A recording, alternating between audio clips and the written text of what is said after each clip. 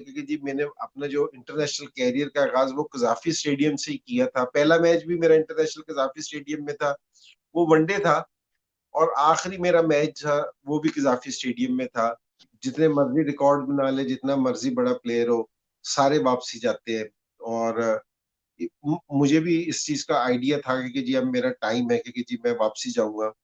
अच्छा, मेरे लिए उस टेस्ट मैच में ना सारों से जरूरी जो सी मैं और मेरे लिए खुशी की और जो मेरी अचीवमेंट।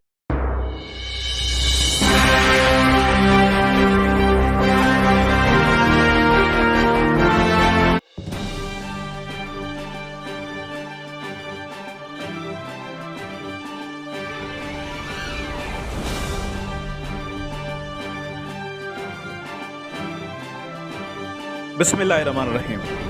यकनाबुद व यकनस्ताइन वर्बन के न्यू व्लॉग में आपको वेलकम कहते हैं। व्यूअर्स, आज मैं एक ऐसे क्रिकेटर की आपको कहानी सुनाता हूं कि जिसने पाकिस्तान में एक अपना बड़ा नाम पैदा किया। मुल्तान से ताल्लुक़ रखने वाले इंज़माम उल हक। पहले थोड़ी सी मैं उनकी बायोग्राफ़ी आपको बता दूं।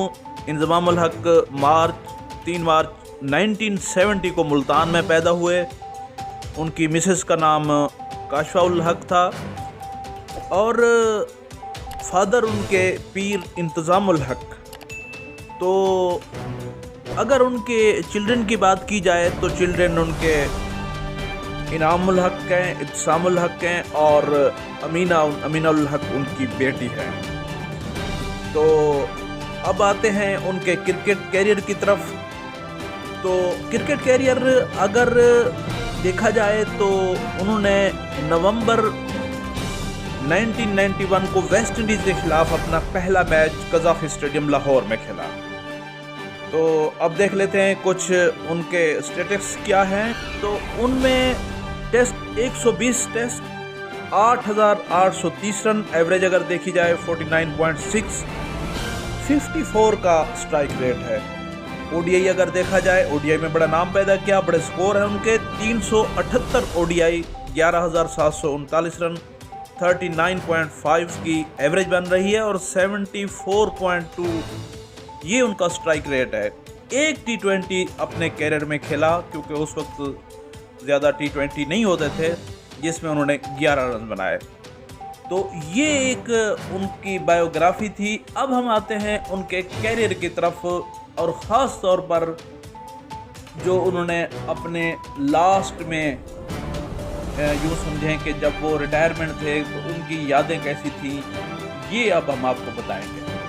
तो सबसे पहले तो मैं आपको ये बताता चलूँ कि इंज़माम उल हक एक ऐसे प्लेयर हैं जिन्होंने लाहौर से अपने कैरियर का आगाज़ किया और लाहौर में ही उन्होंने कैरियर का एंड किया।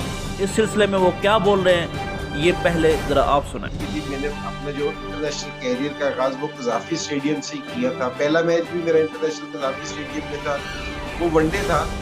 और आखिरी मेरा मैच था वो भी कजाफी स्टेडियम में था। तो इसलिए मैं कराची वाला टेस्ट मैच भी नहीं खेला था, मैं इसलिए कि मैं लाहौर का क्योंकि लाहौर में ही शुरू किया, लाहौर से ही ख़त्म कर दूँ। व्यूअर्स, जब एंकर ने उनसे पूछा कि वो उस दिन इतना क्यों रोए जब उन्होंने लास्ट स्पीच की, तो इसका उन्होंने क्या जवाब दिया, ये ज़रा आप उन्हीं की ज़बान। जितने मर्जी रिकॉर्ड बना ले, जितना मर्जी बड़ा प्लेयर हो, सारे वापसी जाते हैं।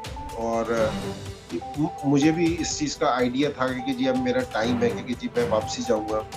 अच्छा, मेरे लिए उस टेस्ट मैच में ना सारों से ज़रूरी जो सी मैं और मेरे लिए खुशी की और जो मेरी अचीवमेंट थी, वो ये वाली चीज़ थी कि जितने लड़के मेरे साथ खेले हुए थे, कि जो काफ़ी अरसे से 4-5 साल से मेरी कैप्टनसी में या मेरे साथ खेल रहे थे या उससे पुराने खेल रहे थे, तो जैसे मैंने स्पीच ख़त्म की, स्पीच में ज़ाहिरी बात है कि जी आप अपनी लास्ट स्पीच करते हैं कि जी आप अपने कलीग्स का, बोर्ड का, सारों का शुक्रिया अदा करते हैं और कुछ इमोशनल चीज़ें भी होती हैं जो आपकी होती हैं। लेकिन जिस टाइम मैं वापसी आया तो मुझे सारों से ज़्यादा मेरे लिए जो यादगार लम्हात है कि जो मेरी टीम के लड़के थे वो मेरे से गले मिल के रो रहे थे। तो ये मेरी बड़ी अचीवमेंट थी कि जी मैंने उन लड़कों के साथ ऐसा टाइम गुजारा कि जी वो मुझे पीछे से याद कर रहे थे। ये मेरे लिए सारों से ज़्यादा इम्पोर्टेंट चीज़ थी।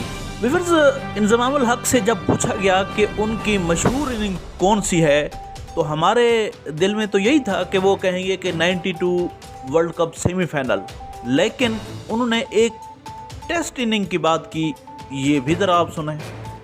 दूसरी इनिंग शुरू हुई तो वही फिर जो आपने अभी बताया कि जी 25-26 में हमारे 4 मेन विकेटें गिर गई। सो हमें बड़ी मुश्किल होती, फिर मेरी और राशिद लतीफ की पार्टनरशिप लगी। सो उस इनिंग्स से ना, उससे पहले मेरी कोई इतनी अच्छी परफॉर्मेंस नहीं थी टेस्ट मैचेस में, तो उस इनिंग्स से ना मुझे बहुत कॉन्फिडेंस दी कि वो मेरे ख्याल में मैंने 75 या 76 रन किए थे।